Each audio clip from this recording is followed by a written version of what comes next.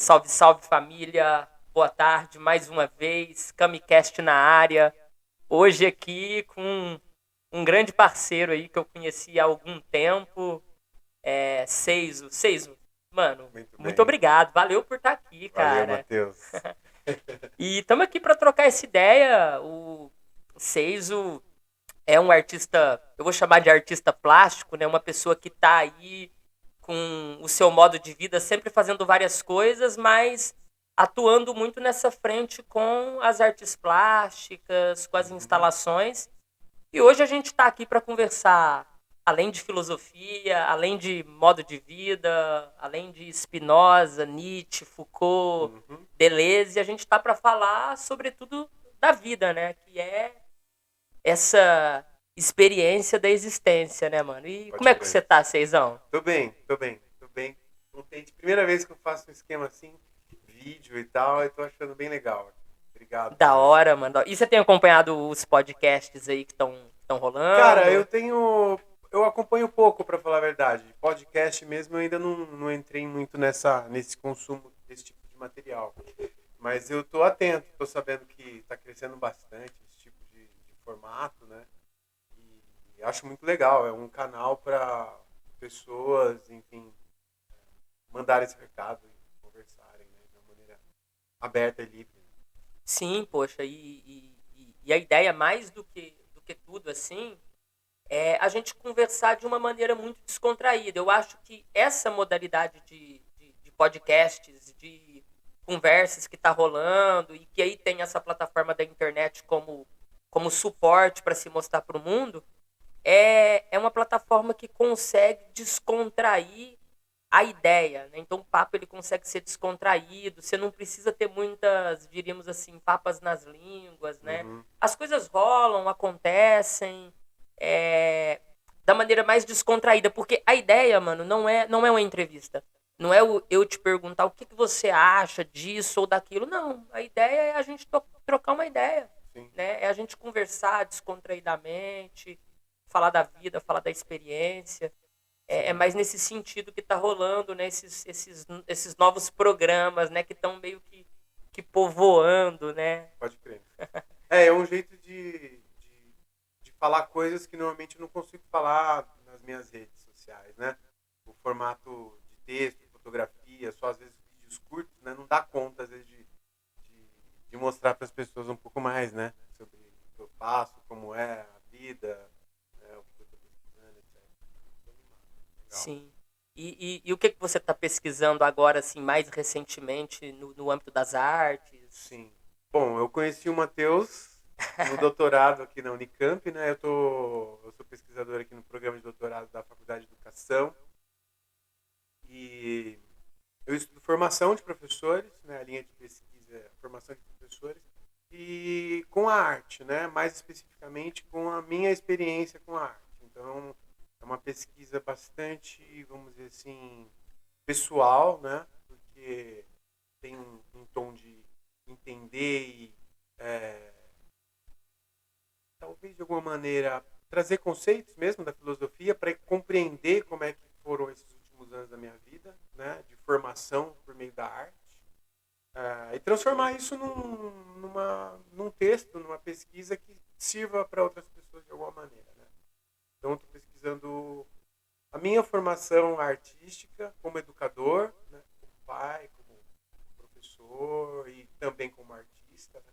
Eu não estou estudando especificamente as artes, né? Meu Sim, campo de pesquisa não é a arte, também não é a filosofia, né? Eu acho que eu estou mais no campo da educação mesmo, da formação. E aí a arte e a filosofia, elas são caminhos, né? Instrumentos, ferramentas para eu conseguir transformar em palavras a minha experiência, né? E talvez a experiência de outras pessoas, né, com a arte. Basicamente como que eu vivo e vivi a arte e o que isso tem a ver com formação, e talvez como que isso pode ajudar educadores a levar uma vida melhor, né, uma vida profissional e pessoal também melhor. E aí eu vou estudando os autores, a filosofia, eu encontrei é, muito apoio, vamos dizer assim, né, nos conceitos da entender o que se passa comigo. Porque eu acho que esse trabalho de conhecer a si mesmo, né? Saber o que aconteceu, né? De uma maneira um pouco mais clara, né? É importante para você levar uma vida mais consciente, mais presente, né? E a filosofia para mim é isso. É simplesmente uma maneira de eu usar determinados conceitos, lendo outros caras, né? Isso tem a ver com aquilo que eu sinto, né? Sim. Ou, isso tem a ver com essa ideia que eu venho pensando assim, meio sem palavras há uma década, e o cara escreveu aqui, né? Então eu não tô louco, né? Não tô. Então, eu acho que minha pesquisa é um pouco isso, entender a vida que eu levo para criar, seguir criando esse modo de existência, né, artístico. Né? Sim, e é muito da hora, né? Porque são essas duas dimensões, né, da filosofia, né? Assim, nesse aporte teórico que a gente está pensando, né? O conhece-te a ti mesmo, mas mirando tornar-se aquilo que você já é, né? Então, ter sempre esse torna-te quem tu és, né? Essa posição, diríamos, fantasmática, nietzschiana, né? De que a gente tem que se tornar aquilo que a gente já é. Né? Sim. E para isso a gente precisa conhecer a nós mesmos, né? Olha que Sim, loucura, né? sim. Mas eu vejo isso do tornar-me quem eu sou. Né? Sabe aqueles filmes de aventura que o cara vai pisando na ponte e a ponte ela vai se desfazendo, Sim. né? Nos pés, embaixo dos pés dele. Então eu acho Fica que por um fio ali ele sempre. dá uma pisada naquele degrau da escada, o degrau da escada desaparece. Então eu acho que eu entendo assim, pelo menos essa ideia, né, dos pós-modernos, pós-estruturalistas. Né?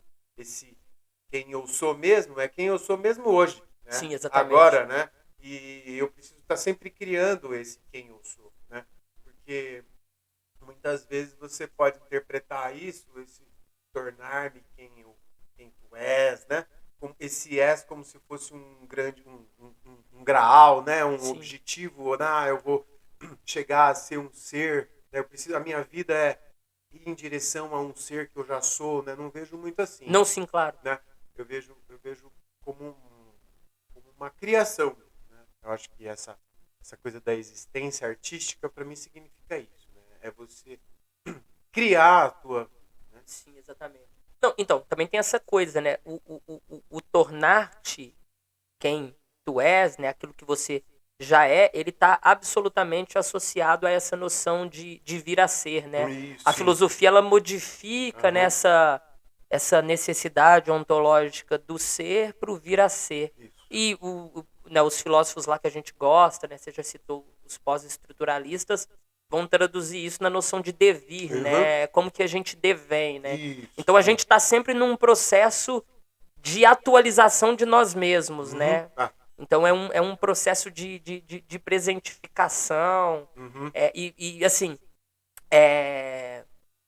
numa vida, talvez seja menos notório, né? Cotidianamente a gente vai levando as coisas, vai fazendo, mas é isso que está acontecendo.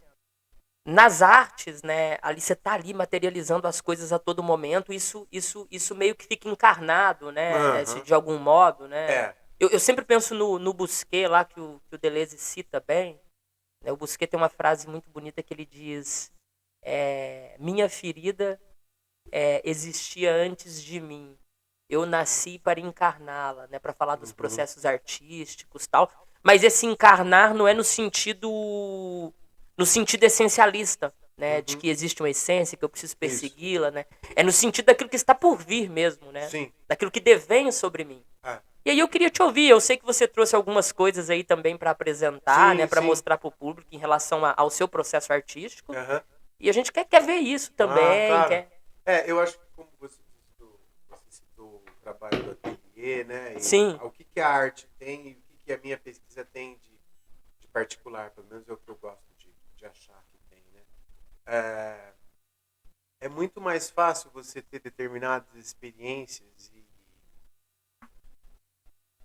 encarnações dessas ideias por meio do corpo, né? Eu acho isso é uma das coisas que eu acho que a arte me ensinou, e lendo os autores a gente vê que ela tem esse poder mesmo mais geral de ensinar as pessoas, né? Sobre esse devir, sobre essa impermanência das coisas, sobre essa necessidade de estar presente fazendo algo, sobre a impossibilidade de você controlar finais, né? Sim. Né? De você, bom, eu quero chegar ali, né? Com essa escultura, com esse trabalho. E você vai perfeitamente chega. Isso aí, quem faz uma escultura, né? Ou qualquer tipo de arte, sente isso no corpo. Então, eu gosto muito de pensar sobre o corpo como a principal ferramenta para a gente adquirir esses conhecimentos. Como suporte. Diferentes maneiras de você interagir. Isso aí meio que em contraposição com a simples reflexão, né? Eu acho que essa palavra ela circula muito no meio acadêmico, no meio da filosofia, também refletir sobre algo, né? Para mim é muito mais difícil eu entender certas coisas refletindo, né? Quer dizer, usando só o meu pensamento, do que usando o meu corpo na oficina, né? Então, quando eu tenho um dia uma jornada de trabalho na oficina, ela não tem palavras, né? Ela é Sim. simplesmente uma jornada corporal de trabalho intenso, né? Muito exigente fisicamente, inclusive. E depois disso acontecido, depois desse dia, dessa sessão, vamos dizer assim, né? Do meu expediente na oficina, aí sim eu posso refletir sobre o que aconteceu e trazer os conceitos, colar os conceitos com o que eu vivi, com o meu corpo, não com as minhas ideias, nem com as minhas palavras. Né? E aí sim tem essa mistura, esse amálgama, né? uma espécie de uma reação. Essa geleia geral. Uma coisa que eu saquei, né, nesse trabalho, né, nesse meu trabalho atual de pesquisa, é isso. A filosofia, para mim, e eu acho que em geral, ela não funciona sozinha, sabe? A não ser que você queira ser um historiador da filosofia ou um reprodutor de conceitos para ensinar alguém sobre aquilo. Aí tudo bem, você lê os livros lá, né, faz resumos, escreve. Aí você consegue falar de novo aquilo e aí alguém ouve e vai conseguir também racionalizar. Mas o meu interesse foi sempre para que serve a filosofia de verdade na minha vida? Para que me adianta, né? Todo esse pensamento, né? Todos esses conceitos. Como que é a minha vida, né? A vida que eu levo. Né? E eu comecei a reparar em colegas e mesmo na vida acadêmica que existe um gap, né? Um abismo, muitas vezes. Claro. Você pode ser um especialista em Deleuze, ter lido tudo dele, ser uma sumidade em Deleuze e levar uma vida sedentária, sim, absolutamente aborrecida, né, e reprodutora, conservadora pra caramba, né? A gente está cansado de ver isso, claro, né? Então, o meu interesse e a minha visão sobre para que serve a filosofia é isso. Ela é uma espécie de um catalisador para as suas coisas, né? E, por um outro lado, também você ser só um fazedor de objetos, né? Técnico, né? Escultor também talvez não te leve a... Mas quando você combina esse exercício físico, orgânico, né, de lidar com a arte, com os conceitos da filosofia, aí eu acho que pode acontecer alguma coisa, né? E é exatamente isso que me interessa, né? Como que acontece essa mistura e essa geração criadora a partir do encontro entre o fazer escultural, o fazer artístico e o estudo da filosofia. Sim. Né? Que são coisas que elas são distintas, né? Mas elas não estão tão separadas assim. Elas estão meio que numa zona limítrofe, né? Uhum. Quando você traz essa noção do corpo, cara, isso me movimenta bastante, porque assim, a gente tem uma suposição, né? E pelo menos eu sou fruto desse pensamento, né, na escola, de que o pensar filosófico é algo absolutamente racionalista, né? Algo onde o sujeito para, senta sobre uma cadeira, né? Coloca um livro sobre a mesa e se põe a refletir algo, né? Uhum. E parece que o corpo ele está desassociado dessa apreciação. Parece que a razão está nessa apreciação da leitura, do entendimento, da razoabilidade, seja lá do que for isso, né? E as artes, cara, ela nos ensina muito, não só as artes, mas assim, o trabalho, assim, a movimentação do corpo, porque o corpo é um suporte de sentido no mundo, né?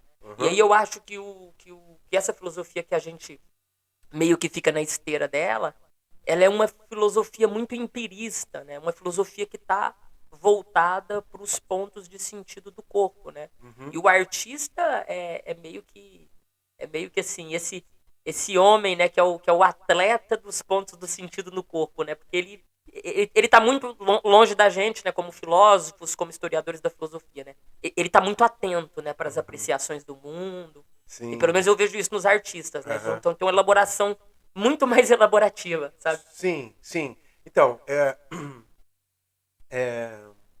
eu acho que essa conjunção desses campos, né, de conhecimento, a arte, a filosofia e mais especificamente a educação, que eu acho interessante, porque a lida artística, ela pode ser bem enlouquecedora também, né? Ela pode ser bem destrutiva também.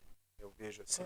A história dos artistas mostra isso pra gente, né? Sim. O quão destrutivo pode ser essa verve criadora, né, de um artista, né? Tantos suicidas e caras que levaram vidas miseráveis, né, e eram grandes artistas, né, e são grandes artistas. Então eu acho que a filosofia para o artista ou para o criador, eu gosto mais da palavra criador, Sim, criador. né? Eu posso ser um criador na cozinha, por exemplo, Sim. né? Eu posso ser um criador de cenários No jardim botânicos, aqui, né? Sim. Jardins, né? Então é uma maneira, as pessoas não identificam isso como arte, né? Normalmente, pelo menos, né? Mas sim são criações, né? Então eu gosto dessa ideia de criação, que é tornar presente alguma coisa que não era presente no Perfeito, mundo, né?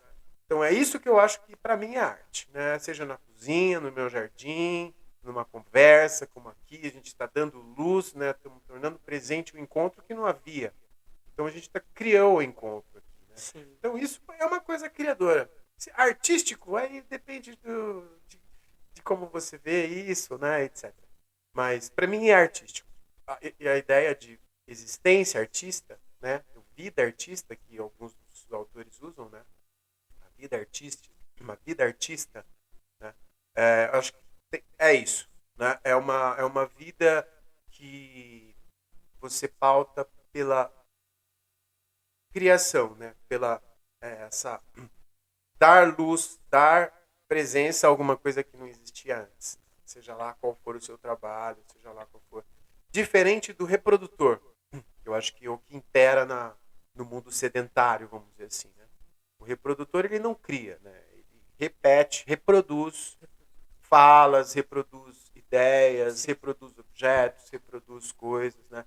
Ele não está preocupado em dar luz nova a coisas novas. O trabalho dele é reproduzir, né? Eu digo isso, assim, pessoalmente eu tenho um tom de crítica nisso, né? De achar que o criador, que o certo é o ser criador, né? O melhor é levar uma vida de criador. Mas eu entendo que a sociedade ela precisa também dos reprodutores, talvez, pelo menos do jeito que ela se configura hoje, não sei. É uma coisa que ainda não consegui revelar. Mas, de qualquer maneira, eu perdi a sua pergunta, o fio da meada. De todo modo, vocês, assim, você traz um gancho interessante, porque eu também tô nessa dúvida que você coloca acerca disso que no campo das artes vai apontar como, ou até da historiografia como representação, mas que de algum modo a gente toma aí como repetição, né? Repetição é uma ideia importante, né? A gente precisa repetir as coisas também. A questão é que a repetição ela não é repetida, né? A repetição ela ela é diferencial, ela sempre se diferencia repetindo. Sim, eu acho que é uma distinção de conceito importante que eu aprendi também recentemente. Reprodução e repetição, né? São Sim. coisas diferentes pro Deleuze, né? Sim, por exemplo, a gente estava falando, por exemplo, agora no começo, né, antes de começar aqui, sobre a questão das artes marciais, a questão dos treinos, né? Aham. Eu comecei a ouvir na academia, né, até que entre os colegas que moram aqui em casa, que gostam de treinar, é muito comum usar o termo repetição para o exercício Sim, físico, tantas repetições. sabe? Então repetição ele é um conceito que ele meio que se diferencia. Mas, ó, falando sobre isso que você estava falando, eu queria te ouvir um pouco acerca do porquê, nesse conjunto de coisas que a gente está falando, por que, que a educação é tão desvalorizada, né? Ela fica em detrimento de tudo isso que a gente apontou aqui. Ela sempre fica como um lugar meio que subalterno e que é algo tão importante. Assim, na sua concepção, é, é, é, o que cristaliza essa noção em relação à educação, mano? Nossa, velho.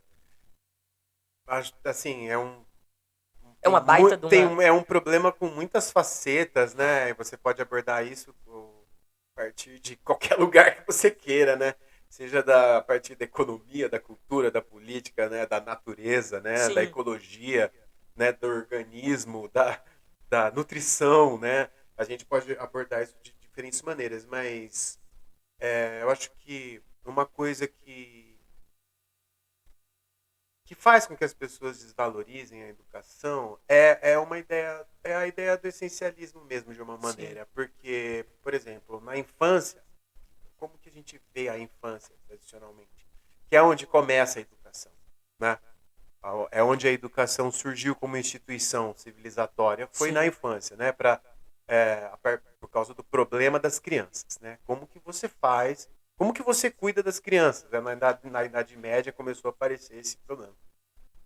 E a ideia que vigora até hoje é o seguinte: a criança precisa ser educada para fazer parte do mundo adulto, mais ou menos isso, né?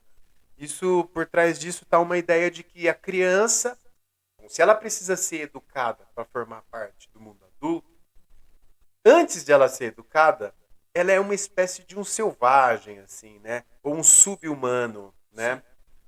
Ou um ser que precisa ser iluminado, né? O tal do aluno, né? O aluno tem essa raiz etimológica bem sugestiva, que é o aluno, sem luz, né? Então, quando a gente vê uma criança, um professor olha uma criança, né? Infelizmente até um pai olha uma criança, ele vê um ser incompleto, né? Vê um ser ainda deficiente em suas capacidades físicas, intelectuais, emocionais, né? E carregado de falta, né? cheio de faltas, Uma cheio de coisa. deficiências, né? Não tem boas maneiras ainda, né? Então ele precisa ser talhado, ele precisa ser instruído, ele precisa ser iluminado, Sim, né? Até chegar num ser adulto, cidadão, né? Consciente, crítico, né? Ou responsável, enfim, qualquer que sejam os adjetivos que a conjuntura do tempo ditem, né? Então eu acho que começa por aí, porque essa ideia do incompleto vai seguindo o nosso trajeto de formação na educação até a vida adulta, né? Quando você chega lá para fazer um doutorado, né? Você tem sim, essa ideia, não, ó, o cara está entrando no doutorado, então ele vai estudar para ele, né? Aí sim ele vai ser um doutor. Então essa ideia infantilizante, no pior sentido do termo, a gente arrasta ela sim. até a vida adulta e nunca parece que passa, né? A gente está sempre ainda em déficit, a gente está sempre devendo. O Deleuze tem um livro que eu acho muito legal, que não tem a ver exatamente com isso, mas o título é muito legal, que O Homem Devedor, né? O Homem que Devia, uma coisa assim. Ah, E ele explora essa ideia da dívida, né? Que é quase uma coisa cristã, assim, né? sim, A gente está sempre devendo, né? Ou eu não li o que eu devia ler, Ou eu não vivi as experiências que eu devia ter Não assisti o que eu vivido, deveria ter assistido. não assisti o que eu deveria ter Não assistido. escutei o que eu deveria ter escutado. Exatamente, né? Não fiz o que eu deveria ter feito. Então a gente carrega essa sensação de estar devendo sempre, né? Desde a infância, né? Ensino. E a escola é o lugar onde você vai pagar essa porra dessa dívida, entendeu? Sim. E muito bem pagada. Né? Sabe? E então eu acho Porque que o saco, hein, mano? então eu acho que uma das respostas para essa sua pergunta, por que a escola é assim, né? Por que a educação tem esse... Sim. Eu acho que é por causa da... não, ali é o lugar onde... Cara...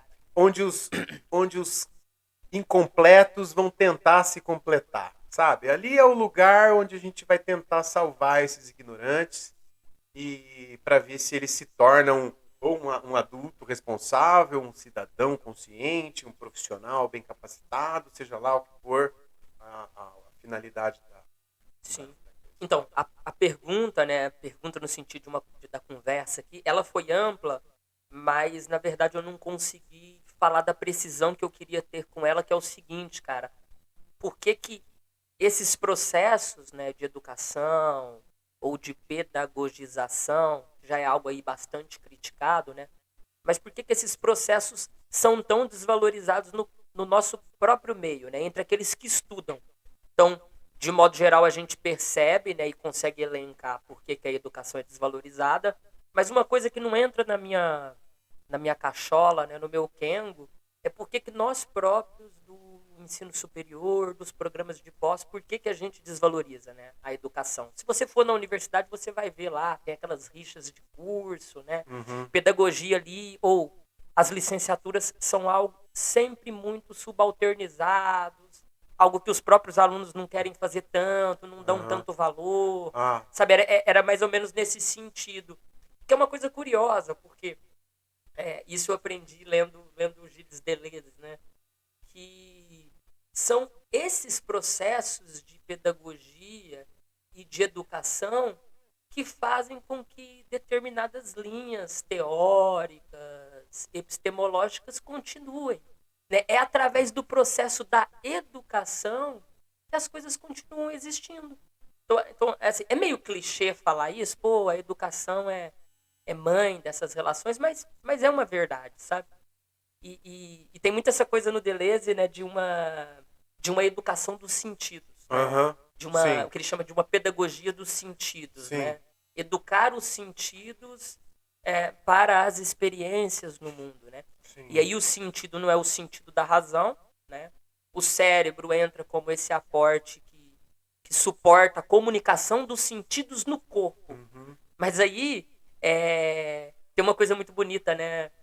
A pele é o mais profundo do Paul Valéry. Sim, sim, né? é legal. Que o Almodóvar pega isso e coloca lá no... mais profundo é a pele. Isso, o mais profundo é a pele, lá naquele filme belíssimo do Almodóvar. A pele mesmo. Então, a pele que habita. Pele que habita. A pele que habita, exatamente. Então, a pele é um suporte de sentido. Né? A visão, o olfato, as relações que você estabelece com o mundo. Né? Então tem essa coisa da educação dos sentidos. Né? Eu dei uma desviada aqui, mas eu gosto muito dessa coisa no Deleuze. Né? A educação dos sentidos, a pedagogia dos sentidos. Sim. E aí, posteriormente, aquilo, né, que é o que eu estou estudando, né? A pedagogia do conceito. Né? Aí já está num outro lugar. Mas era mais essa especificidade entre nós, eu acho né? Assim, além do que é claro, né, dessa precarização do trabalho do professor, né? Enfim, é um trabalho mal remunerado, enfim, é um trabalho com uma estrutura para você trabalhar super inadequada muitas vezes, né? Além disso, né, além dessa parte mais econômica, vamos dizer, da coisa, tem a ver sim com essa proposta do Deleuze do sentido, da educação do sentido, né? Eu lembro de uma distinção, assim, de uma evolução histórica da educação, ver se eu lembro, era uma coisa do tipo, sei lá, há uns 100 anos atrás a gente tinha uma educação mais técnica, né? Para formar o operário, para formar o engenheiro, né? Então você tinha uma coisa de a técnica, né? Técnica, saber e a técnica, né? Então você tinha que saber as regras, as fórmulas, e aí você tinha que dominar Sim. determinadas técnicas. Aí a evolução, a evolução da cultura e da educação levou a gente para a dupla teoria e prática, né?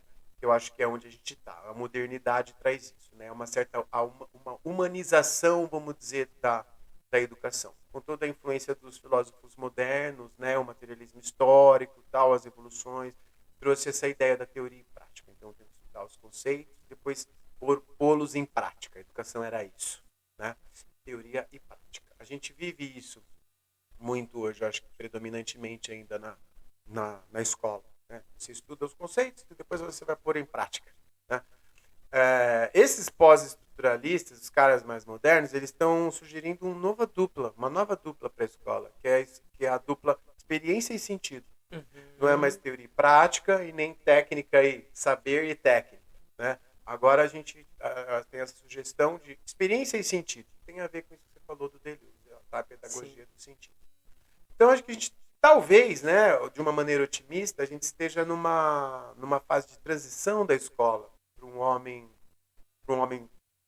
de hoje, né? Porque não faz muito mais sentido você estudar um monte de saberes para aplicar a técnica, porque está tudo na internet, dependendo do que você quer saber, você vai, estuda aquele saber técnico, põe em prática, então não precisa de uma escola, a princípio, mais para isso.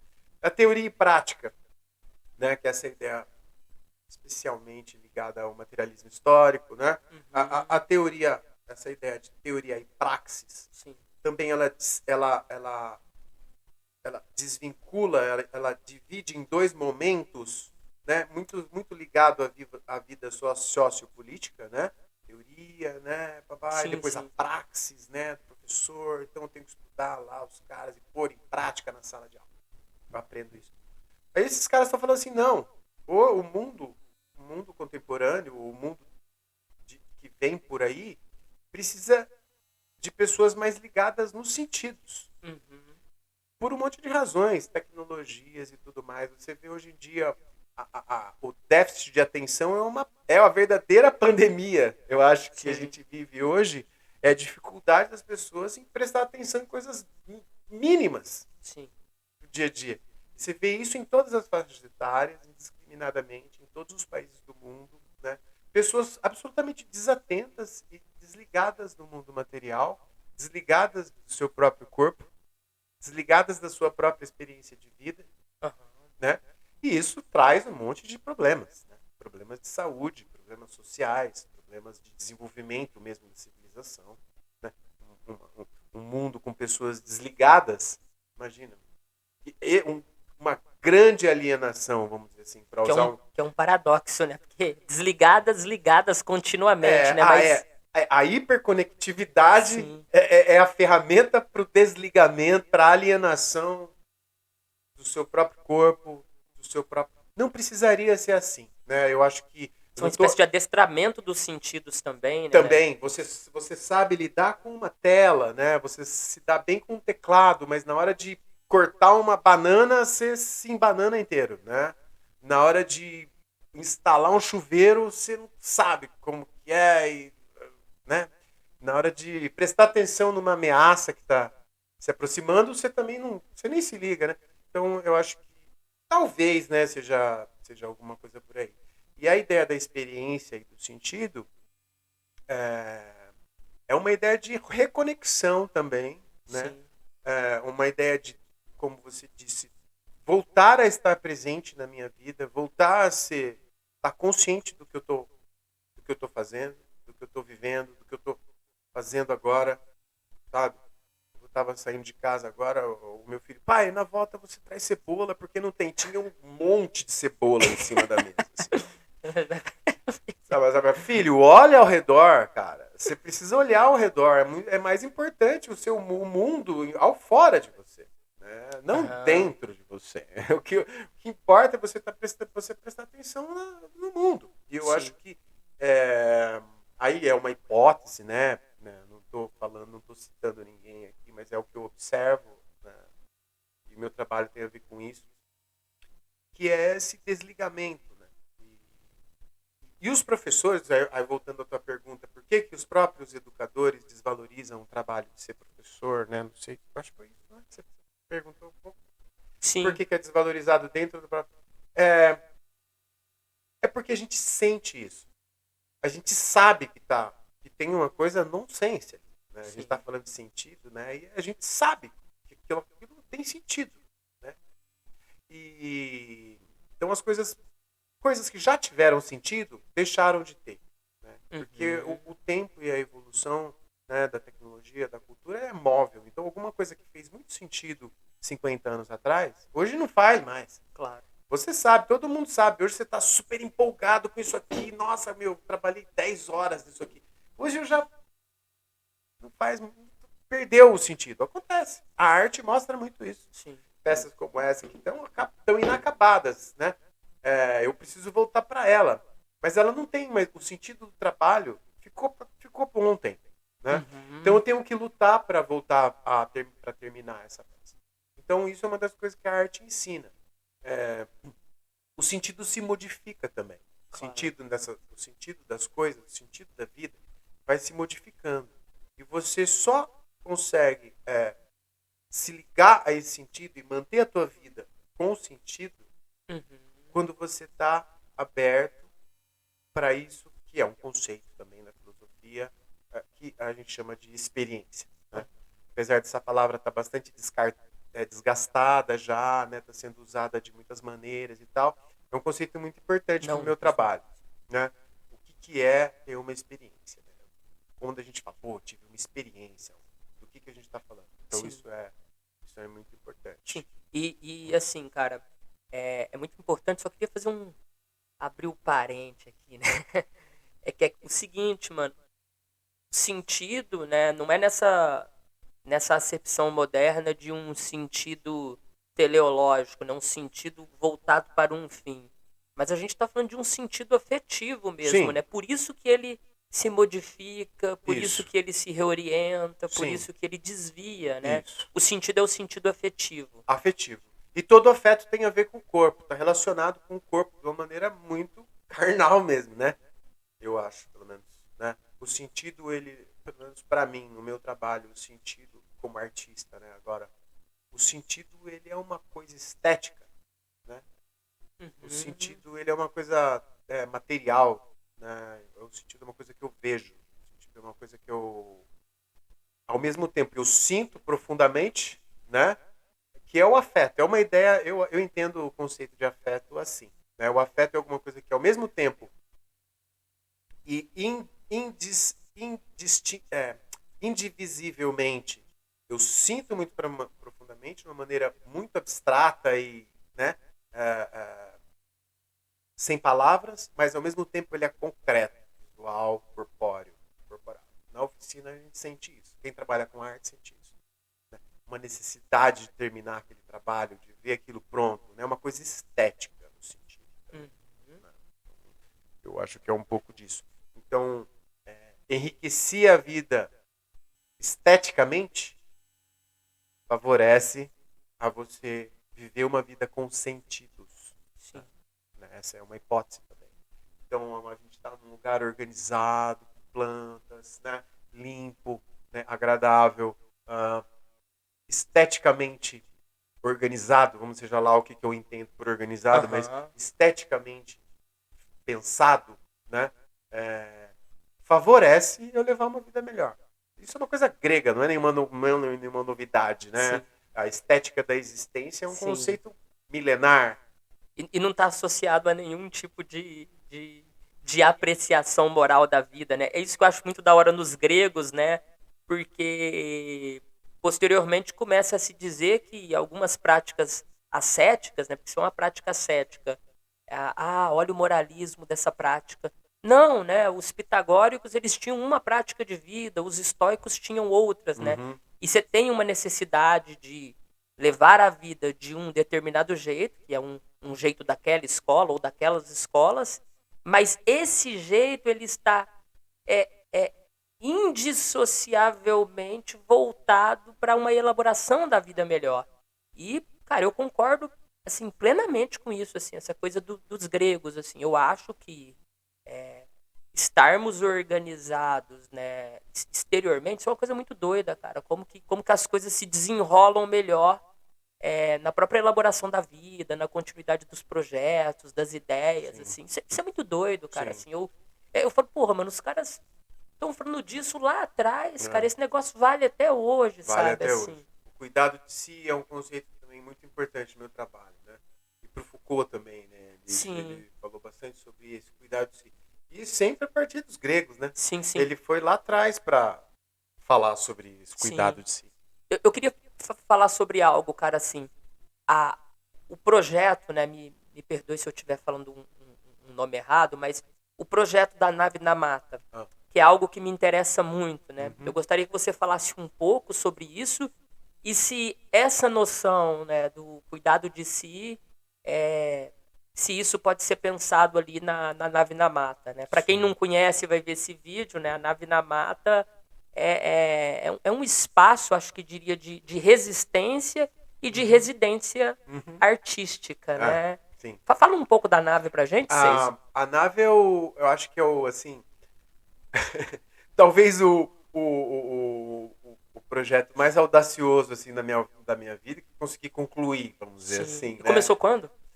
Foi em 2016. 2016. Né? Eu construí uma casa para eu morar, né? E eu fiz uma casa com container.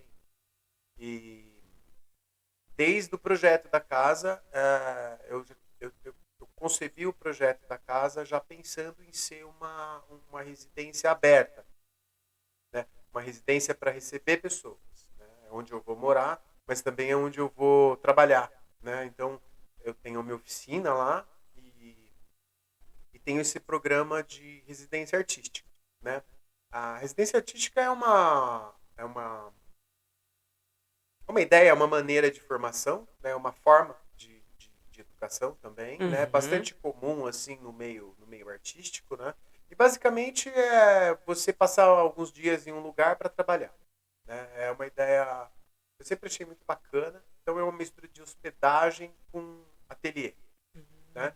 Então a residência artística é isso, né? Eu já recebi algumas pessoas lá em casa com essa ideia. Então você fica hospedado num lugar, né?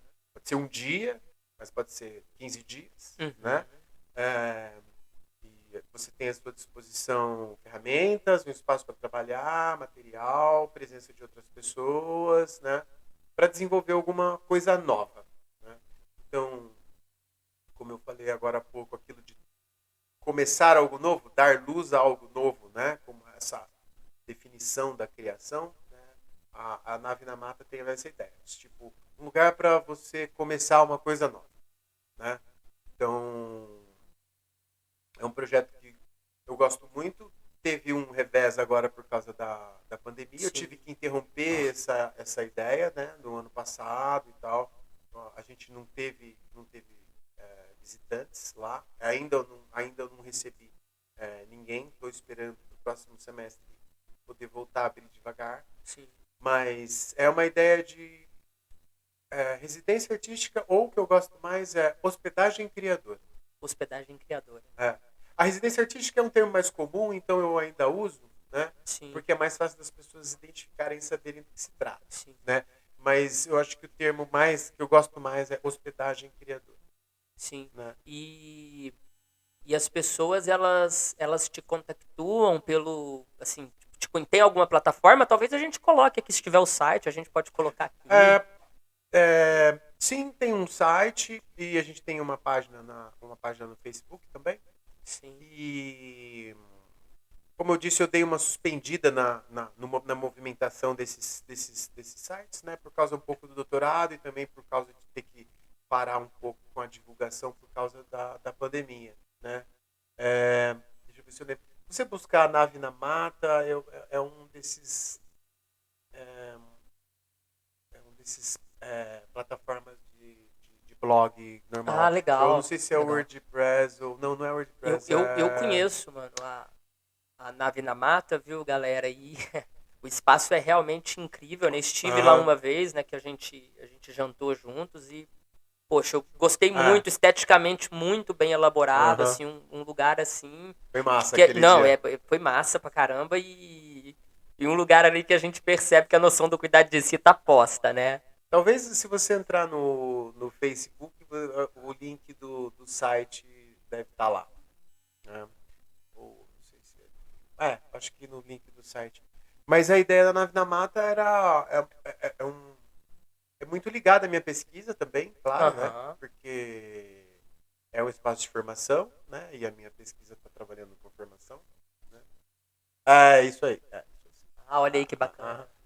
E Aí, hospedagem criadora ali, hospedagem ó. criadora, né? Eu acho bacana, eu acho legal essa. Cara, ficou muito da hora a sua casa, né? E essa Aham. hospedagem criadora. Tá muito legal esse espaço mesmo, viu, Seis? Ah, sim, Eu cara. curti demais, mano. Eu tô ansioso pra voltar a receber gente lá, velho. Sim, Putz. E a gastronomia, né? Eu gosto muito de é cozinhar. verdade. E então sempre foi um atrativo também da casa, né? Uma coisa que eu gosto muito e valorizo bastante, assim, o alimento, né? E receber pessoas para dividir o alimento, para mim é muito, muito legal, Muito muito especial. satisfatório, pá. É satisfatório e é uma maneira de você apresentar o trabalho artístico de uma forma que eu gosto, né? Então, as pessoas vão em casa para comer e aí elas veem o meu trabalho. Elas não Sim, vão, eu não, as pessoas às vezes vão só para ver o meu trabalho também, mas eu acho legal essa coisa casada, né? Alguém que não tá, às vezes, não tá muito ligado em arte, escultura ou a minha joalheria, né? Que eu trabalho com joalheria também. Ela quer comer, mas aí ela conhece aquele universo da arte. sim, Eu sempre busco um pouco, como se diz, furar a bolha dos artistas, né? sim. Eu gosto muito de ter pessoas que não têm nada a ver com o universo artístico, às vezes não são nem consumidoras de produtos artísticos, né? E apresentar para elas esse mundo da criação estética a partir da comida, Aham. né? Então a nave tem essa pegada também. Então tem uma sala grande, tem uma cozinha legal. Sim. É, você sabe que é uma coisa muito, muito, muito legal, né? Porque tem essa coisa da arte que, assim, conversando com o artista, né? O artista ele tem uma, diríamos assim, uma apreciação técnica das coisas. Então ele pode dizer, ele pode olhar para um suporte e dizer como que aquilo foi feito, etc, etc. Mas o barato da arte, cara, é que a arte ela pode comunicar afetivamente ou não, né? Mas ela não necessita que você saiba de nada a prioristicamente para que você entre em relação com ela, né? Então é uma relação de sentidos que não passa exclusivamente pela razão, não passa por essa linguagem racional, Sim. é mais pelo sentido. E isso é muito legal, porque uma pessoa, é, sei lá, pode ver um filme que eu adoro bastante, o Dessou Usala, do Ah, Kurosawa, super. e ficar em lágrimas e ao mesmo tempo ver um quadro do Bacon, ou Uhum. eu tô lendo Lógica da Sensação agora, do Deleuze falando do Bacon, e ficar chocado, né? Ficar Uhum. tomado por aquilo, cara. Sim, Então, assim, é isso que eu acho da hora na arte, sim. cara, assim, é... Sim, mas tem uma coisa que eu acho interessante, que tem a ver com a ideia da experiência Sim, também, e isso que você está falando de como a gente vê a arte, que é dependendo de como você faz o preâmbulo para esse encontro, porque a gente está falando de encontros, né? Toda a experiência de alguma maneira é um encontro. sim.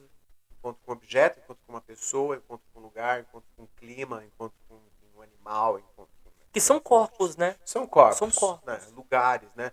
O Deleuze ele não limita os encontros aos seres humanos, né? Sim, Eu cara. posso ter encontro com esse piano, Exatamente. né? Não tem ninguém aqui, eu entro nessa sala, me dou de cara com esse piano, tenho uma experiência aqui só com o objeto, né? Então eu acho essa ideia muito legal. Então assim, depende de como você faz o preâmbulo, se você é um anfitrião, né?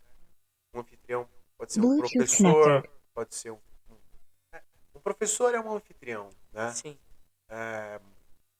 Enfim, a gente atua como anfitriões em várias situações da nossa vida. Hoje você me recebeu aqui, você está sendo meu anfitrião. Né? Dependendo da maneira como você me recebesse, ou fizesse o preâmbulo para essa entrevista, eu ia reagir de uma maneira. aham, Né? E Normalmente, como aconteceu, quanto mais aberto e sem saber direito o que vai acontecer, mais legal, mais chance eu tenho de criar um bom encontro. Né? Então, é mais ou menos igual. Isso é uma experiência, né? A gente está falando de experiência. E assim.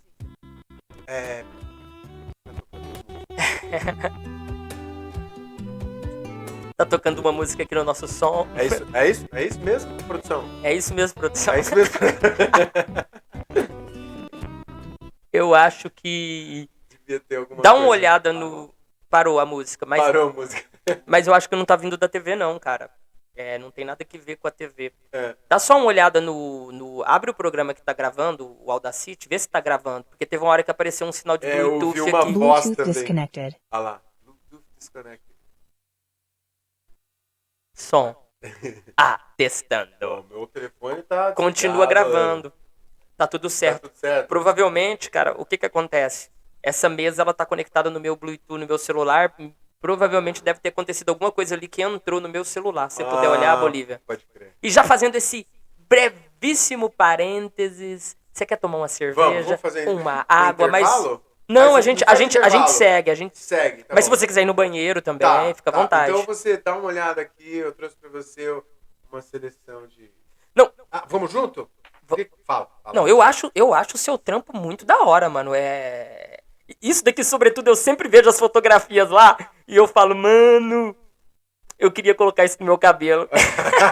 Pode crer. Porque eu acho muito da hora os trampos e eu vou aqui me comprometer. Esses daqui, eles estão à venda.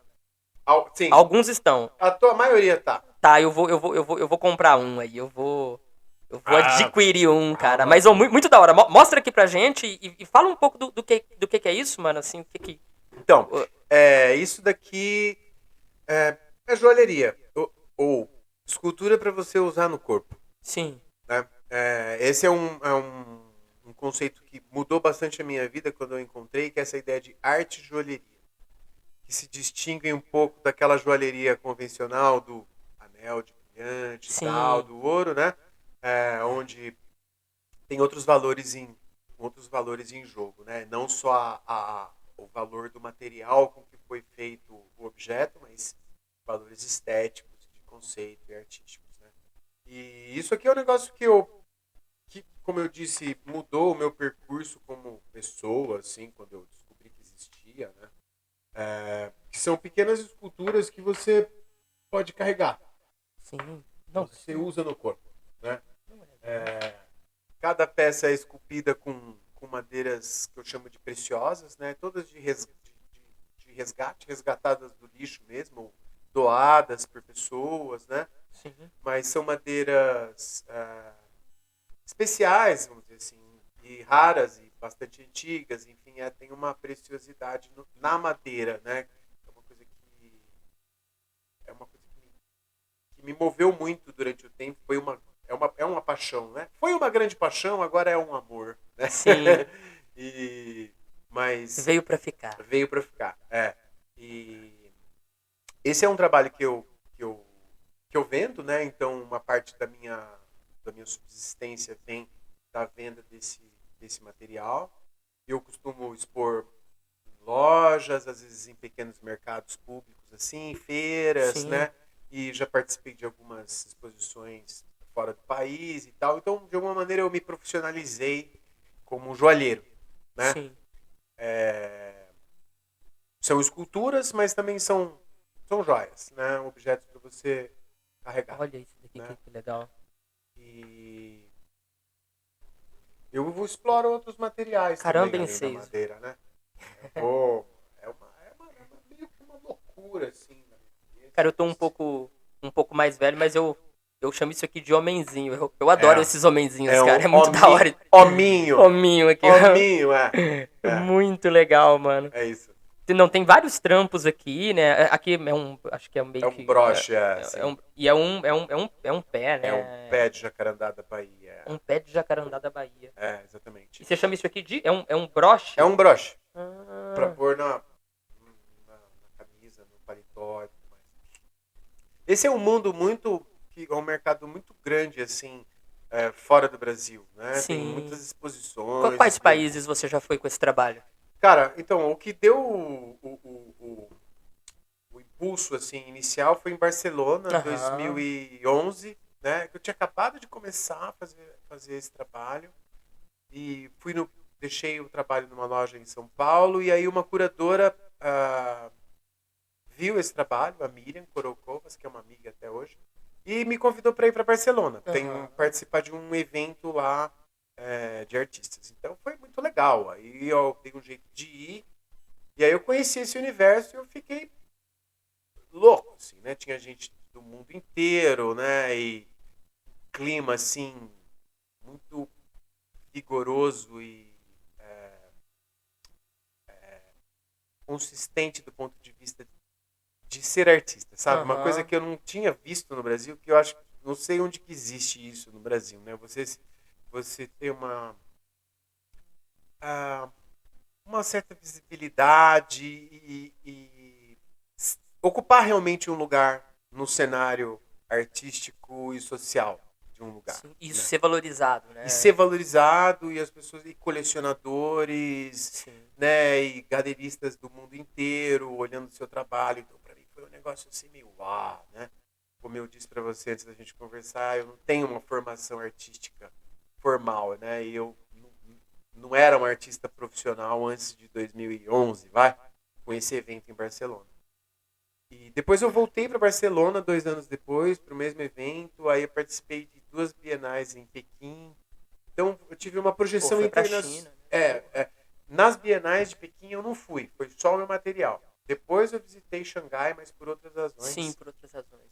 Da hora. E então assim, essa projeção internacional mudou muito a minha cabeça, sabe? Sobre como que eu achava que era ser artista, o real valor daquele trabalho, né? É, como me desenvolver, como me portar nas redes sociais e como ir trabalhando essa ideia da Ah, tem até reputação. essa relação com se portar nas redes, assim. É É, porque se no sentido de amadurecimento.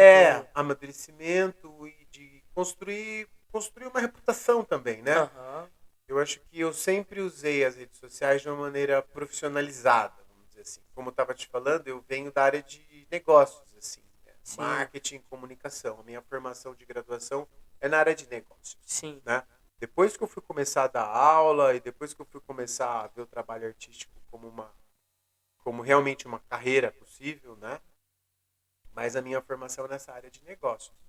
Então eu sempre usei as redes sociais, mesmo as minhas páginas pessoais, né? sim. Com uma visão muito assim pragmática, vamos dizer assim, né? Então sim, tem uma maneira uma maneira de se portar, né? Determinados estratégias ou ideias, né? Que eu levo até hoje, que eu acho muito importante, assim, hoje em dia. É um tipo de preocupação que a gente tem que ter. Qualquer pessoa tem que ter, né? Não só quem depende disso, quem usa a internet como um canal para fazer sua divulgação, mas para qualquer pessoa. Sim. Então essas experiências internacionais foram muito importantes, tanto para eu sacar assim, não, realmente o que eu faço tem alguma relevância, né? Não é, a gente precisa de alguma, eu preciso, né? Acho que todo mundo precisa de algum tipo de aprovação externa, né? O artista precisa muito de aprovação externa, eu acho, em geral. Eu acho que todos eles, né? É, é muito importante. Então, assim, uma coisa para um jovem artista é se expor, é, se inscrever nos concursos e mandar as peças para os curadores e saber quem que organiza os eventos importantes, né? E botar fé no próprio trabalho e se expor. Fundamental. Sim. E assim, mano, esse desvio. é, Eu não vou chamar de desvio porque você ainda atua, né, a partir da sua área de formação. Sei que você desenvolve alguns trabalhos, né? Mas é, como que se deu assim vou chamar de necessidade, né? Como que isso apareceu? Como que a arte pingou assim na sua vida ao ponto de você falar, poxa, era isso aqui que eu queria ter feito e que eu posso fazer. Isso guarda relações com outros momentos também, por exemplo, assim, a infância, a sua criancice. Uhum. Como Sim, é que... eu acho que tem, sim, relação com a criancice. Mas como que aconteceu é sempre uma mistura de caos e cosmos, né, cara? É sempre uma mistura de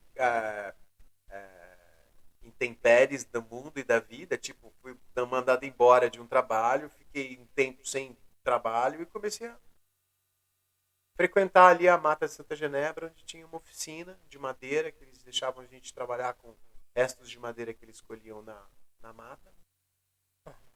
E ali eu reencontrei a madeira e tal, e comecei a fazer Então, as minhas fala primeiras desse negócio da experiências. madeira, mano. Porque assim, eu também tenho uma relação muito forte com a madeira, né? Eu até brinco, né? Porque, por exemplo, aqui, né? É meio que uma espécie de devir madeira, né? Uhum. E tem a relação com a madeira, ela é uma relação muito forte, ela é uma relação que acaba marcando a nossa história, né? Porque Sim, você pega, por exemplo, a própria história de Cristo, né? Do sim. pai de Cristo, né? É. Mas eu gosto muito de madeira porque eu venho de uma família de marceneiros, né? Sim. E na infância, na juventude, eu sempre trabalhei na oficina com meu avô, né? Meu irmão, né? Os meus tios. Aham. E que foi, eu desenvolvi algumas coisas, evidentemente parei porque não quis dar continuidade, mas uma relação muito próxima também com a madeira. Mas Uhum. você tem uma relação próxima e afetiva, né? Você disse aí que foi o seu amor que veio para ficar, Ah, né? sim.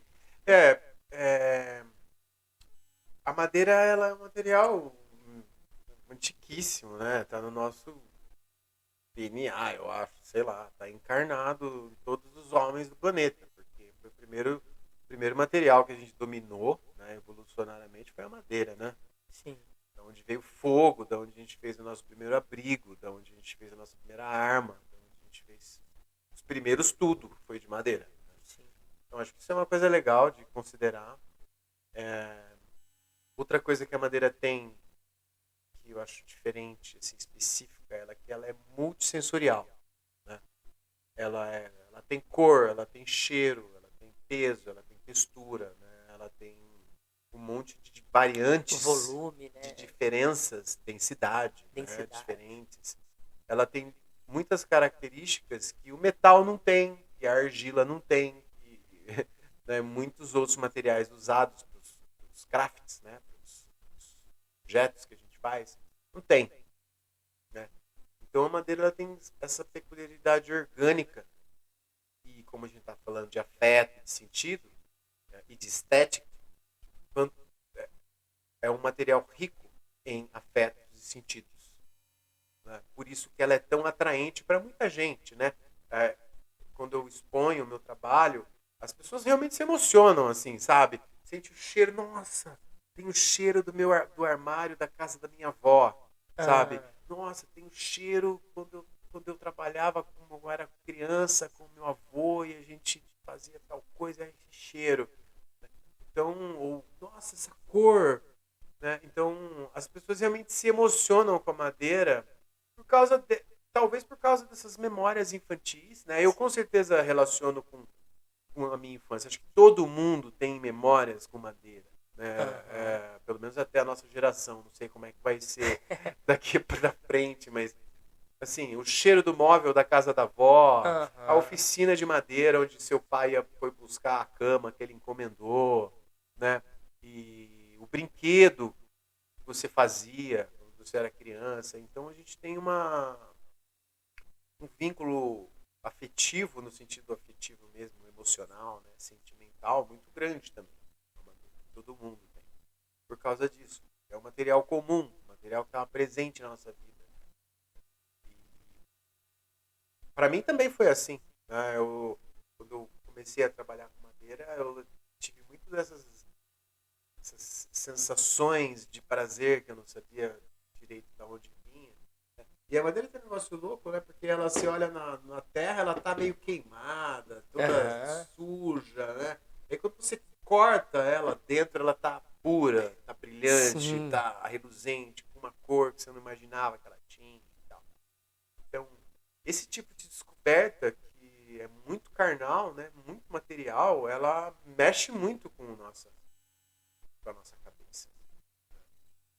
Ela tem uma intensidade de coisas que, como a própria ideia da diferença diz, é incapturável, né? Eu não posso, impossível para mim saber o que você sente quando você vê a madeira. É uma coisa da diferença. Então, cada um tem essa pluralidade. Então, eu acho que é um material humano assim, sabe? Uma coisa que aproxima as pessoas, né? É um material quente, é um material luxuoso, dependendo de como Sim, você apresenta, né?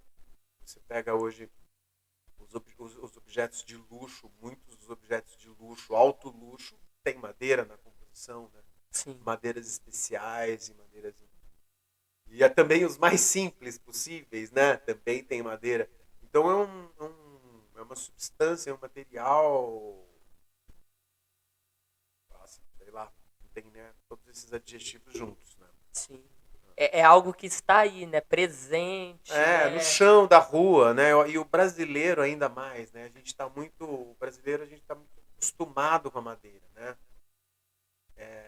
Diferente de um finlandês, por exemplo. Um finlandês vê um negócio desse que ele nunca viu na vida um pedaço de... Nunca pegou na mão um material parecido com Uhum. esse. Porque na porra da Finlândia não tem nem árvore, né? Então eu acho que aqui o brasileiro está muito acostumado, a gente conhece as madeiras e tal, né? Então ter ido para fora expor o trabalho me mostrou isso também, sabe? Como que o que é uma coisa relativamente banal e comum aqui para nós, né? Em outros lugares do mundo é uma coisa excepcional. Sim. Mas assim, é banal, mas eu acho que o trabalho do artista, né, sobretudo o seu trabalho, por exemplo, é um trabalho de desviar a banalidade, porque é Ah, justamente olhar para aquilo que todo mundo toma como cotidiano, como comum, uhum, e mostrar as potencialidades isso. disso, né? E o mais da hora é que o seu trabalho também, ele tá ele é absolutamente, acho que um termo bom seria ecológico, né? Porque você Uhum. trabalha com madeiras De descarte, de vamos dizer assim. É. descarte, né? Talvez a árvore lá que Sim, perdeu um galho e tal, sim. enfim. É. Né? Eu acho muito doido isso, cara. Eu sempre quando a gente começa a falar de madeira, de árvore e dessas coisas, né? Eu sempre lembro de um Jequitibá rosa que eu visitei aqui próximo a Campinas, aqui indo sentido Ribeirão. Eu não me São lembro. Simão. É isso, São Simão. Tem um Jequitibá lá de 600 anos, cara, um Uhum. Jequitibá rosa. Sim. E aí eu fui fazer uma visitação quando eu ainda estudava, né, na escola. Né, na escola. Monstro Esse gigantesco. gigantesco, assim, a parte superior dele, assim, era algo... Eu nunca tinha visto uma árvore tão grande. E Uhum. quando eu soube, né, porque ela tem a placa, né, que inclusive foram estudiosos da Unicamp que fizeram a datação da árvore e Uhum. tal, que a árvore tinha 600 anos, eu pensei, meu Deus, né, esse negócio tá aqui desde 1400, né, mas 600 anos que esse negócio tá aqui, Muito louco. e assim, a gente precisa de 11 pessoas, né, de 11 pessoas adultas, né, com os braços abertos Pra para circular. circulá-la, assim, Caraca. é impressionante, assim.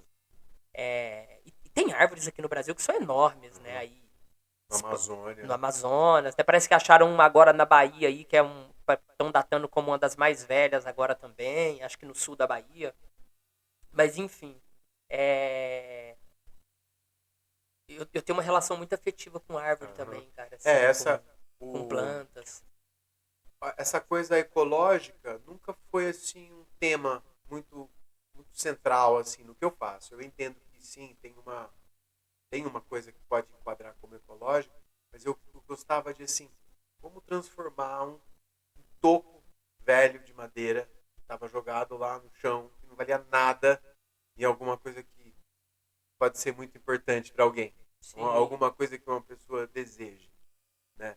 Isso acho que é um desafio artístico que sempre me movimentou muito e que eu achava muito interessante porque é quase uma mágica, assim, sabe? Eu acho que eu vejo muito a arte como essa coisa, a criação de uma maneira geral, né? A criação é tirar um coelho da cartola. A criação ela é você fazer muito com pouquíssimo. Ela não obedece às leis da física, da economia, vamos dizer assim. aham, uma obra de Sim, arte. isso é da hora. Isso me deixou, sempre me chamou muita atenção. Me encanta esse potencial que só a arte tem, né? A arte, ela tem esse poder de fazer uma coisa valiosíssima com quase nada, né? O cara pega um pedaço de pano de algodão com 4 tinta óleo que custou R$ 1,50 cada uma e ele pinta uma tela e ele transforma aquilo no metade do aluguel dele na casa dele, sabe? Eu acho isso Sim, tão legal e você gera uma energia, como se você fizesse uma... A arte é mais ou menos igual aquelas coisas, aqueles mitos dos físicos e dos cientistas de transformar um moto perpétuo ou uma sim, energia autossustentável, sabe essas coisas no mundo da sim, sim, física? claro. Eu acho que a arte no mundo da estética é isso feito, Sim. que foi Pô, possível, né? essa alusão é brilhante. Então, Vocês. porra, eu acho isso demais. Catar uma coisa que vale zero. Aliás, vale menos do que zero, porque é um lixo que está incomodando alguém. Sim. Vale negativo aquilo. E aí você pega aquilo e com o seu trabalho você transforma aquilo no pão que você vai comer hoje. Eu acho isso muito, muito, muito, muito, muito, muito inexplicável. Assim. É o Poxa, que mais me atrai, né? poxa, eu também acho isso absurdamente incrível também, né? E você tava falando disso, né? Pô, amadurecer enquanto artista e me valorizar, né? E aí eu acho que essa coisa da valorização passa pelo campo da própria valorização monetária, né? Porque tem todo um trabalho empregado, tem toda uma experiência de vida, de afeto colocado nisso que você está transformando, né? Sim. Então, nesse sentido de valorizar, né? E é engraçado, cara, porque... Engraçado não, né? É o que a gente vive, né? As relações no mundo moderno, elas são mediadas por trocas. E por Uhum. trocas exclusivamente econômicas, Sim. né? Quando o meu avô me dizia que a gente valia o que a gente tinha no bolso, eu tomava isso de um ponto muito crítico, né? Pô, será que meu avô está dizendo que as pessoas não valem mais nada? Não, não era isso que ele estava dizendo. Ele estava dizendo, ele estava, na verdade, me ensinando, né, que, na verdade, nesse mundo, a gente acaba valendo aquilo que a gente carrega, né? Tanto Sim. nesse sentido de valor e outras coisas também. E eu acho que é importante valorizar, né? Tem muita essa coisa de mais aí voltada para o pessoal que trabalha, que está nas ruas, né, que está em feiras, que sempre alguém quer atribuir valor ao trabalho do outro, né? Uhum. Pô, não tem como fazer mais Sim. barato, tal. Pô, e não se trata disso, né? Assim, se trata de você tomar aquilo no valor que a pessoa está pedindo para você, Uhum. porque é o que vale, sabe? Sim. É essa pessoa que investiu, né, numa série de coisas que a gente nem sabe o que é que a gente pode perguntar, né? Mas investiu e tá dizendo, olha, é isso, sabe? Sim. Isso é importante, sabe? O problema é que a gente vive num país, né, que a arte é cada vez mais desvalorizada, né? E com isso, aquilo que é artístico passa a ser desvalorizado também. Pois é. Então, quando a gente vai para artistas que são, diríamos assim, menores no sentido deleuziano, que talvez não estão dentro de uma estrutura grande e tal, esses artistas acabam sofrendo até mais, né, Seiso? Sim. Por isso que eu prefiro a ideia de criador, não de artista. Ah, Porque o criador, que é um artista também, ele saca que naquele momento tá ruim para aquele determinado produto, mas ele tem a potência para criar outra coisa, aham, sabe? Eu acho que o mundo profissional hoje exige essa flexibilidade criativa, né? É de você saber que... Porque não adianta querer ser, como diz o ditado, mais real que o rei, né? A gente está vivendo num momento de economia super difícil, né? Um monte de restrição. Não, mano, não tem. Diminuíram minhas vendas. Não tem mais mercado para fazer, né? Fecharam tantas lojas, porque o cara não conseguiu. Não tenho como ficar revoltado como isso, sabe? sim, Então, eu acho que a lógica, e aí sim tem a ver com negócio, tem a ver com essa coisa de troca que você estava falando, né? E tem a ver com ser um criador, né? E não ser um escultor apenas, né? Eu acho que você ser um criador te traz essa flexibilidade mental e, de novo, um nomadismo sobre você mesmo que te possibilita ser outra coisa, sim. sabe? Te possibilita se adaptar para sobreviver, né? Então, sempre quando eu vejo algum colega artista se queixando ou indignado com determinadas coisas, eu penso nisso, né? Ok, a gente fica triste, a gente fica chateado, mas o que eu posso, sabe? O que eu posso fazer? A situação hoje é assim, eu tenho que me virar, eu tenho que criar outra coisa, eu tenho que andar, né? Sim. Tenho que me reinventar, né? Tenho que inventar outra coisa para fazer, ou enfim. Né? Então eu acho que uma coisa de sobrevivência é uma coisa de bem-estar também, né? Porque um sentimento que é muito comum nos velhos artistas, vamos dizer assim, é um certo rancor, né, com a sociedade, Um né? certo ressentimento. Um certo ressentimento, né? Então eu sempre gosto de falar assim, né? Que se tem um objetivo assim na minha vida é não ser um velho rancoroso, né? Porque é muito comum e não é sem julgamento, né? É justificável esse rancor, esse ressentimento, né? Um artista brasileiro que se dedica a vida inteira a desenvolver, a pesquisar uma determinada estética, uma determinada técnica e não ter a valorização mínima que ele precisava, né?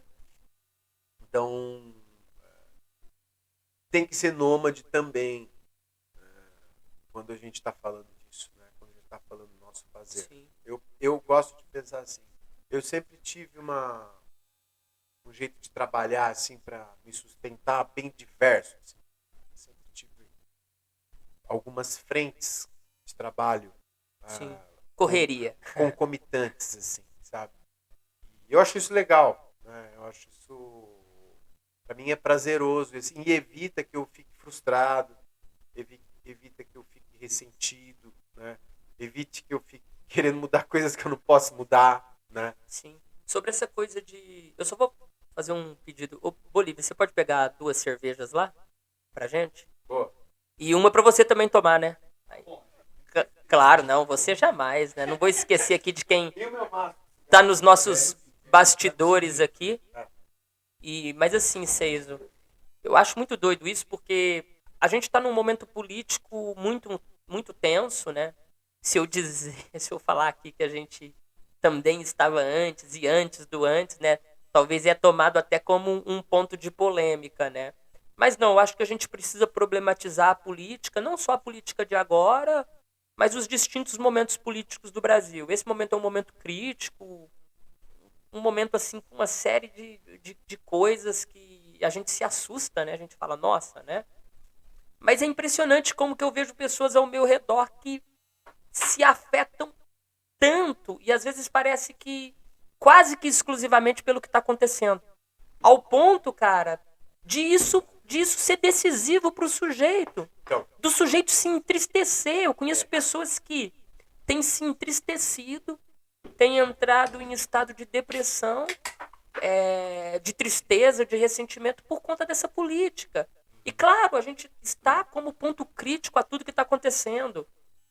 Né? E a gente vai fazer algo com isso. Né? A gente continua fazendo algo com isso.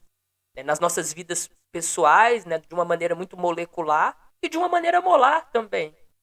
Né? A gente tem feito, você como artista, como pedagogo, como filósofo, como várias coisas que você é, eu também como várias coisas que eu sou. Mas, cara, eu não me deixo tomar por isso, cara. Assim, por exemplo, tudo isso que está acontecendo no Brasil agora, eu não deixo que isso me tome e me leve para a tristeza, para o ressentimento. Né? Eu penso mais ou menos, eu não sei se foi isso que você quis dizer, mas eu penso por aí, sabe? Assim. sim, foi isso também que eu quis dizer.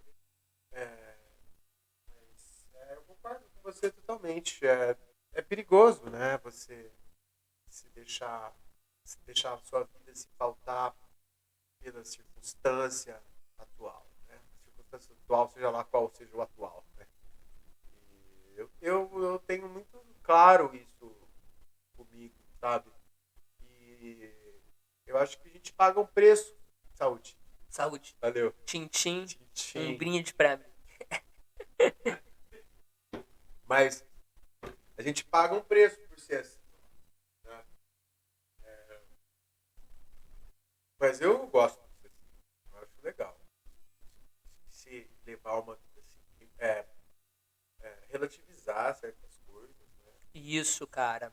Eu acho E aquela coisa do Estado, né? Aquela coisa do Foucault, quando Foucault fala da ética do cuidado de si, nessa coisa de se afetar o quanto menos possível, né, em busca de uma prática da liberdade, de uma estética da liberdade, de uma vida livre, enfim.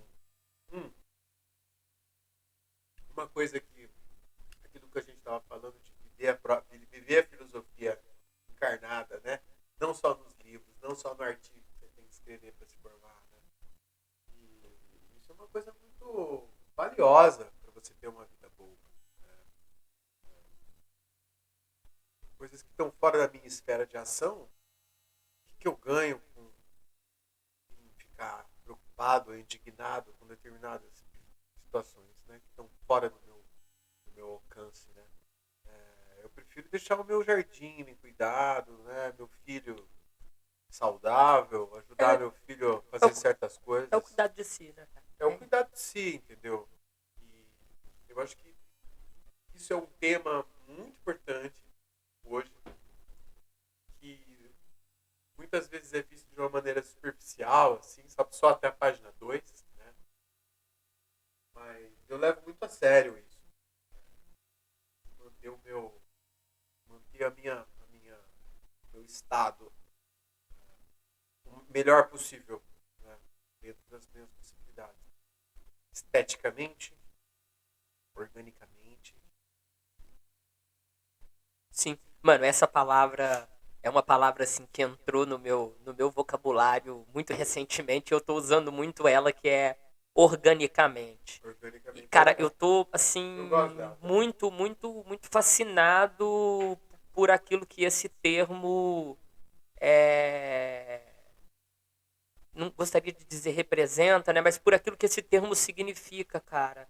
E porque a vida ela é orgânica, né? A factualidade das coisas é orgânica, sabe? Então é meio que um exercício meio que estoico de entender a organicidade das coisas, como que as coisas vão acontecendo e, de acordo com como elas vão acontecendo, ter essa noção absolutamente relativista que você falou, pô, é importante relativizar as coisas.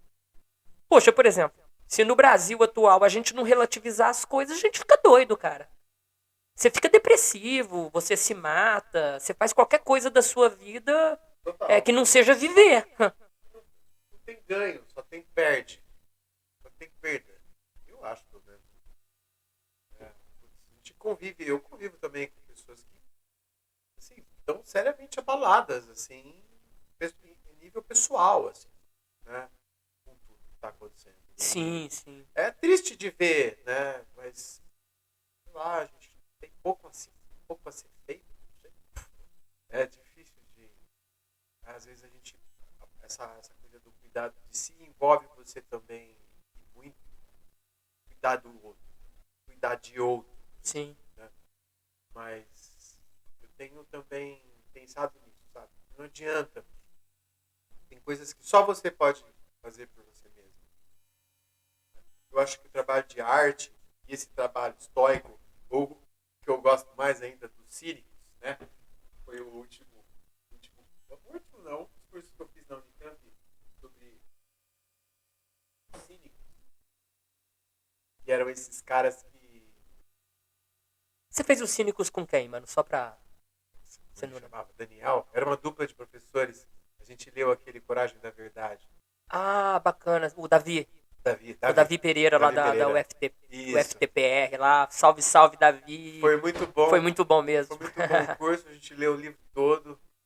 E falava um pouco da história dos cínicos. Acho que era o ponto alto do livro, acho. Sim. Quando ele chegava nos cínicos.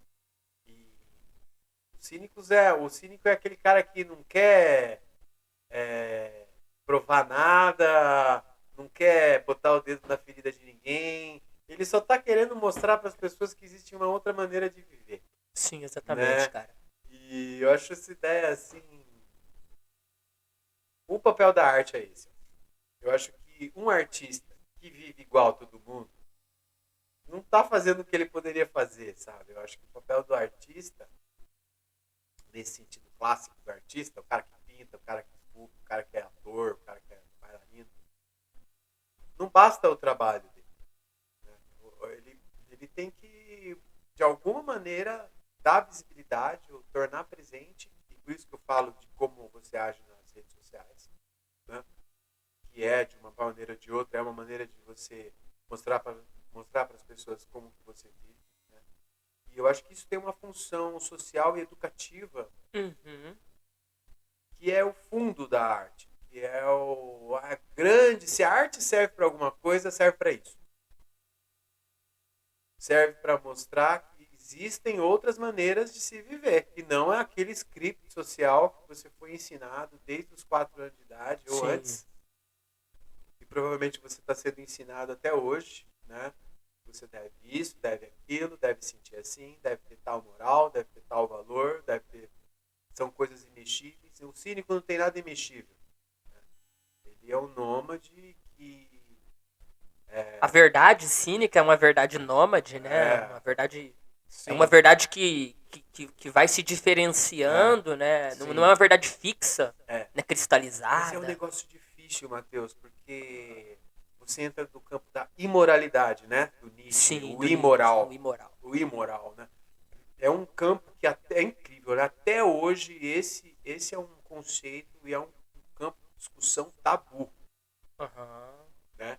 Mesmo para mim, para você, para todo mundo, a gente tem os nossos tabus, né? Sedentários.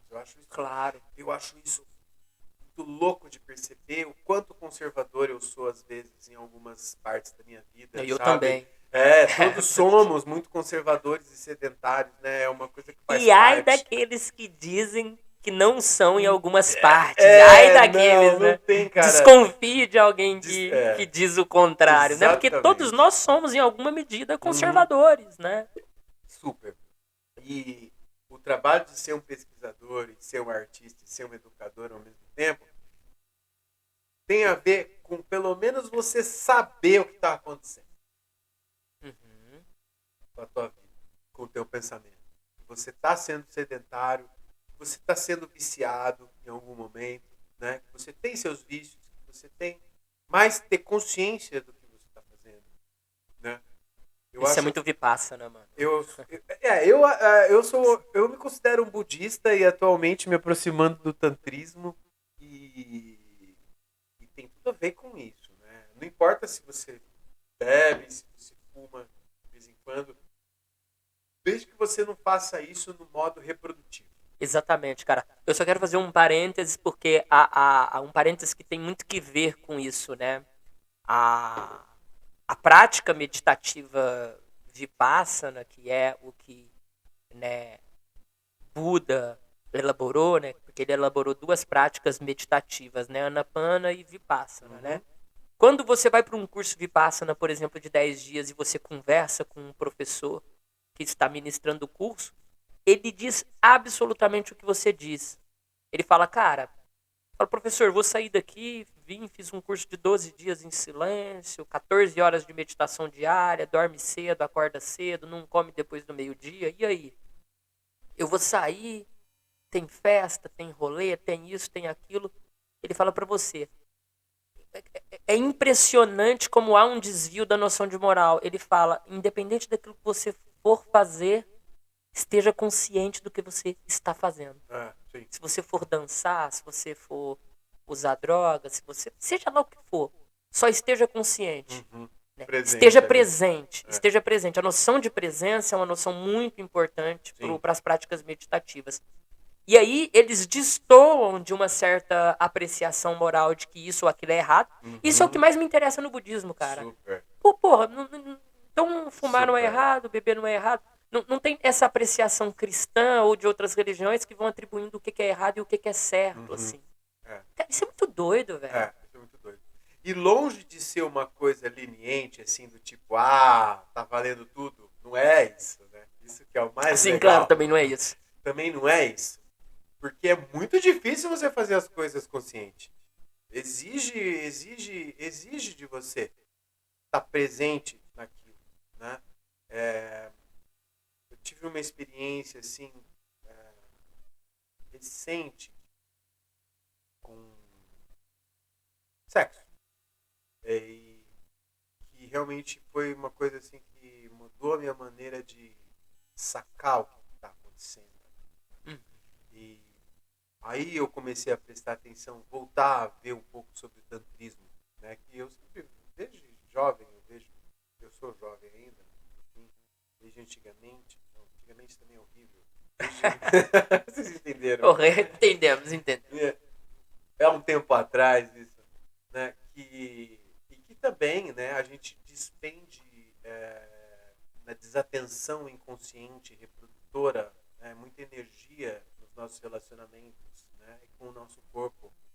Quando você se liga no que está acontecendo, né, você aprende a perceber a tua medula espinhal funcionando, Sim, quando exatamente. você aprende a perceber o fluxo, né? E não tem nada a ver com misticismo, e nem com Não. chakra, nada dessa porra. E também não tem nada a ver com niilismo passivo Também, também, né? não Querem tem nada a ver colocar... com porra louquice, né? Beatnik, também não é isso, né? Mas sim com você ter um uso do seu corpo,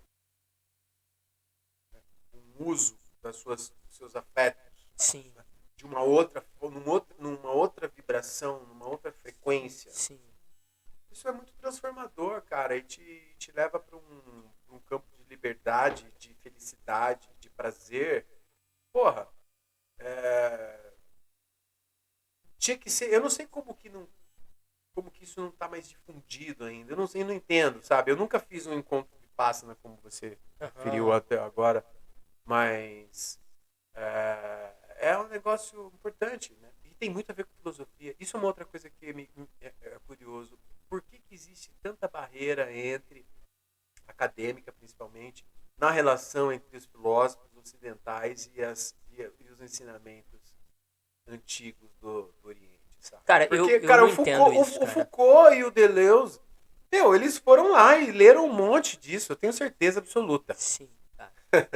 Né? Até me disseram, o Foucault passou um tempo no Japão, ele escreveu sobre o Sim. Japão, eu preciso correr atrás desse material.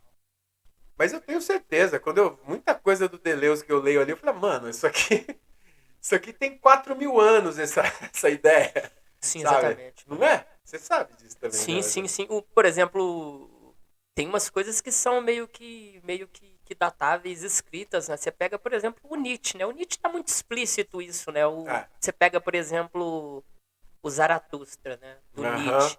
Isso, porra, velho, a história do Zaratustra é um sujeito que se recolhe, olha a viagem, né? O sujeito se recolhe numa montanha por 10 anos, se isenta dessa prática oral da fala, né? Até porque não precisa muito, né? Está só. E depois de 10 anos começa a fazer a descida da montanha, começa evidentemente, nessa descida ele vai se encontrando com pessoas, né? Com personagens, né? Poderia dizer deleuzianamente com personagens conceituais, né? Uhum. E ele vai trabalhando toda essa elaboração de 10 anos, né, com esses personagens, né? Uhum. Então, e uma coisa que é muito curiosa na filosofia do Nietzsche, cara, é como o Nietzsche ele impregna o texto literário de movimento. Você começa a ler e você percebe um movimento na filosofia do Nietzsche. Assim, parece que o personagem está se deslocando. Parece que você está vendo um filme mesmo, né? Quando você lê Zaratustra, por exemplo. Então, é uma filosofia com movimento. Uhum. Eu acho isso muito, muito doido. E também não sei por que esse distanciamento, né, entre esses dois aportes filosóficos. Pegar, por exemplo, aí o Pierre Hadot, que está um pouco acima aí, ó. Exercícios espirituais de filosofia antiga.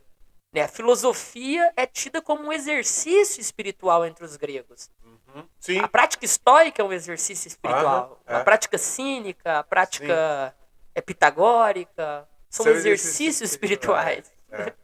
Perceba, né? Por que dividiu, né? Alguém deve ter algum material de alguém que fale sobre isso, né, cara? Por quê, né, cara? E é um tabu, meu. Eu super queria colocar no meu texto de doutorado alguma coisa do Tantra, sabe? Mas como? Não Como? posso. Não pode. Não posso, velho. Não tem como, cara. Como é que eu vou citar lá o Gita no meu doutorado? Vai ficar esquisito pra Sim. caralho. Ninguém vai topar. Né? Então, eu tenho que dar um jeito de usar os autores convencionais, vamos dizer assim, para falar, mas eu sei que as práticas certas práticas de meditação e os próprios ensinamentos, né, budistas e tantra são aquilo. O trabalho de arte no ateliê é um trabalho meditativo por excelência. Presença, essa coisa do encontro, a experiência. Tem tudo a ver com a ideia básica de estar presente. Sim, né? cara. Mesma coisa, a filosofia da diferença é isso. A filosofia, você ter um entendimento profundo da filosofia da diferença é por meio da meditação. Sim. Né? Eu acho que a vacuidade ela é a expressão mental, orgânica da diferença. Né? Você já não distingue as coisas quando você vê um uno de diferença, né? ao mesmo tempo uno e ao mesmo tempo diferente, né? Sim. Né? Totalmente paradoxal e às vezes, né, impossível de você transformar em palavras. Provavelmente isso que eu acabei de falar é uma coisa que não vai fazer sentido para muita gente, mas é isso. Né? Sim, exatamente. Não, eu concordo. Né? Eu acho que é isso mesmo. É difícil você pôr em palavras isso, né? Mas eu acho que isso é a minha pesquisa, sabe? Eu acho que esse entendimento que acontece de alguma maneira na vida das pessoas, essa percepção, mesmo se for por um segundo, né, de prática, alguma prática, te revela coisas que vai te facilitar a vida como professor, que vai te facilitar a vida como artista, que vai te facilitar a vida como acadêmico, né? E passam por você descobrir qual é a sua maneira melhor de alcançar esse estado, né, de atenção plena. No meu caso, aconteceu na oficina, fazendo o meu trabalho artístico. Né? A minha maneira de meditar funcionou melhor. Aconteceu na oficina. Né? Então eu acho que as práticas meditativas e a maneira como se ensina as práticas meditativas também precisavam contemporaneamente de alguma atualização. Né? Porque nem todo mundo medita do mesmo jeito. Sim. Nem todo mundo... não existem duas pessoas que alcancem o mesmo estágio com o mesmo método, eu acho. Sim. Pelo menos hoje em dia. Né? Eu sei que as tradições de ensino dessas sabedorias são muito metódicas, né? E muito arraigadas em determinadas formas, mas as pessoas podem aprender outras maneiras de ter essa sensação que foge das palavras, que foge da racionalização. Em algum lugar da sua vida, seja na cozinha, no jardim, na arte, na oficina, né? Sabe? Fazendo sexo, você precisa encontrar o seu caminho. Sim. Né? E talvez, né, a partir disso, por exemplo, isso que você encontra na oficina, eu encontro no cuidado com as plantas, por exemplo. Isso. Eu encontro na relação com as plantas e eu acho isso... E aí, começar diríamos assim, sempre dar um passo, né, à esquerda ou à direita em outros momentos da vida e tentando, diríamos assim, espraiar essa coisa, levar isso para outros lugares, né? Porque e justamente nesse momento, que é um momento que a gente vive o advento da internet, das redes sociais, de uma sociedade absolutamente cansada, né? E é muito recente. É muito recente a internet nas nossas vidas, né? Então a gente está muito voltado, talvez elaborando isso ainda. Parece que isso está... Talvez Tá numa infância, assim. Isso, exatamente, cara. Exatamente, porque assim, isso faz com que... Isso é uma coisa muito louca, cara. Faz com que a gente não esteja atento, né? É o exemplo da cebola, ou eu poderia pegar outros exemplos, né? Lembro de uma de uma prima minha que não sabia, obrigado, não sabia distinguir o que era alface do que é rúcula, ou do que é outra coisa, assim, sabe? Sim, Uma então. coisa assim. Exatamente, cara. Pô, tinha um menino aqui de... não, essa daí foi demais, cara. Um menino que morava aqui com a gente, 22 anos, que eu tô comendo uma goiaba, o cara me perguntou o que era aquilo. Sim. Não, eu não acreditei. Então. Eu não acreditei. Falei, não, cara. Tem alguma coisa eu, inclusive, errada, eu achei que era gozação, inclusive, mas não era no final das contas. Né? Falei, não. Então, é uma coisa, é resultado dessa separação, assim, do mundo, a separação das coisas, a atenção. Cara. Eu não sei como explicar. Quer dizer, eu tô tentando explicar. Né? Pô, agora acho que deu, hein, aqui. Será? Então, mas eu acho que isso é um problema hoje dos pensadores, dos filósofos, dos educadores, essa distância, essa perda da nossa capacidade de estar atento ao que está acontecendo, de observar. Sim. E é engraçado como que como que esse suporte, né, ele vai dando tom pro mundo, porque eu fiz a experiência um tempo atrás, assim, falei, pô, não vou me relacionar com internet, não vou me relacionar com nada, só vou responder e-mails, não vou ter WhatsApp, não vou ter Instagram, não vou ter Facebook. Cara, a impressão que eu tive um mês, assim, é de que absolutamente nada acontecia. Porque você não é convidado, você não recebe ligações, porque quase ninguém mais liga por telefone, é tudo por aí. Então você vai ficando fora de uma espécie de círculo, né, de circuito dos afetos, né, que são afetos, diríamos assim, modernos. O que tá rolando, o que tá acontecendo. Então, eu acho muito doido, isso é importante, cara, porque não é uma questão assim de criticar o uso da tecnologia. Não é esse o ponto. Né? Eu nunca não vou por aí, né? Não tem como você escapar de ter uma presença virtual. Sim. Não tem, né? Sabe, a mesma coisa de você se recusar a usar eletricidade, né? Sim. Você pode tentar, né, por 1 mês, 2, 6 meses, mas é insustentável, porque a sociedade está aí, e a tecnologia... Né? Mas sim, é possível você ter mais consciência de como você está fazendo aquilo, medir, né? Amadurecer o seu uso daquela tecnologia, criar os seus protocolos de segurança, os seus protocolos de comportamento, né? Mas realmente a gente está ainda aprendendo a usar a internet. Eu acredito, né? Otimisticamente. Está digerindo. Tá digerindo. Você lembra, não sei se quando surgiu o telefone, tinha muito aquela imagem da dona de casa falando horas a fio com a vizinha, né? Né? Dona de casa com o Bob na cabeça, falando no telefone, fofoca. Depois foi amadurecendo o uso do telefone, né? Depois isso passou, as pessoas sacaram. Não vou ficar 3 horas no telefone. Então talvez a internet seja alguma coisa assim. Talvez a gente esteja aprendendo a usar a internet. Sim. Espero que seja isso, né? Sim, essa experiência que eu tive, assim, foi uma experiência, né? Algo assim que eu quis levar para o empirismo mesmo, mas faz tempo, assim, foi lá nos idos 2017.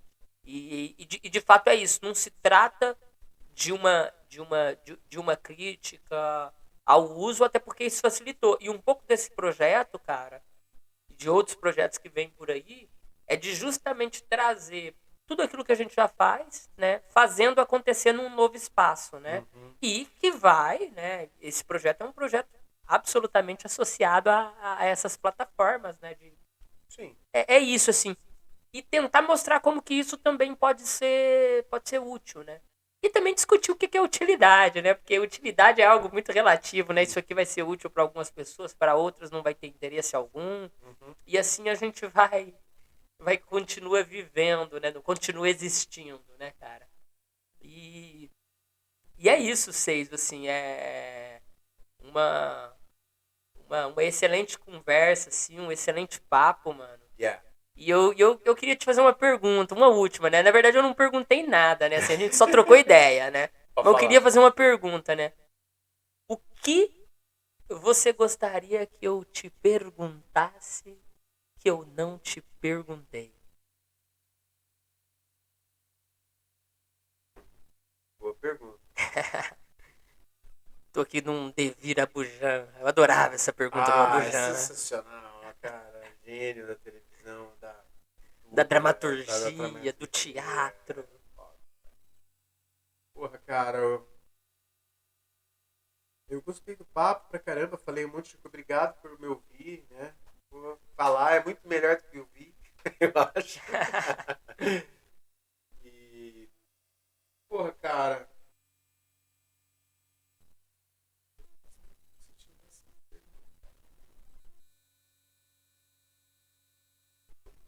Eu tenho feito ultimamente que eu não fazia antes, tem me feito muito bem. Então essa é a pergunta. O que você tem feito ultimamente que você não fazia antes e que tem te feito muito bem? Obrigado. Cara, eu voltei a correr. Eu vou correr. Eu voltei a correr, velho. Endorfina. Cara, a endorfina resolve qualquer problema, cara. Meu. Se você tá com algum problema na sua vida, corre 5 quilômetros. Ele acaba. Ele acaba. Ele acaba. E você fica invulnerável por 3, 4 horas. Nada te afeta. Nada te afeta. Nada te afeta. Você não precisa de nada. Você não precisa de mulher, você não precisa de dinheiro, você não precisa de comida. Você não precisa de comida às vezes, mas tudo bem. Voltei a correr, Matheus. Voltou a correr. Voltei a correr. Recomendo. Não, eu vou aceitar essa recomendação, hein? Eu recomendo, olha, 190 batidas por minuto. Não existe problema que resolva. Não existe. Não existe problema que não resolva. Que não resolva. Que não resolva. Os problemas são resolvidos. São resolvidos. E dura durante umas 3, 4 horas. Então você tá correndo bastante, então. Você fica imbatível. Imbatível. Imbatível. Invulnerável. Nada te afeta. Caramba. Então eu voltei a correr. E você corre ouvindo alguma coisa? Corro ouvindo música. E o que você tá ouvindo? Fala aí pra gente. Pode falar o que você tá ouvindo, né? Porra, cara, eu gosto de ouvir música eletrônica um pouco. Putz, eu também, mano. Eu curto de ouvir uns eletro, assim.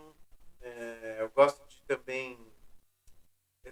Eu baixei umas músicas do Steve Wonder antigas, tô ouvindo o Steve Wonder. Músicas animadas pra você correr e se sentir o máximo. Assim. Porra, da hora, hein, mano? Então eu vou te mandar muitos sons aqui depois dessa conversa, mano. Inclusive tem que mandar um mano aí pra você que chama FBC. Boa. Acho que esse cara você vai curtir ouvir correndo. Show. E tem outras bandas aí que dá pra enviar, que dá pra trocar, compartilhar. Massa. E eu também vou correr depois dessa ideia, mano. Olha, eu garanto pra você. É difícil, mas vale a pena. É isso, Seizão. Ó, tá mais do que convidado. Muito obrigado, viu, por essa participação. E tá mais do que convidado para um outro projeto nosso, que aí é só de áudio e que no momento oportuno eu lhe direi. Mas tá convidado. Muito obrigado, mano. E valeu. Terminando como o Abujanra terminava, né? Dá aqui aquele abraço que é a única coisa falsa desse programa. Uhul! Valeu, família Camicast, tamo na área. Obrigado, tamo gente. junto, valeu. Valeu, mano, obrigado. Muito bom, mano. Muito legal, mesmo. Aí a gente só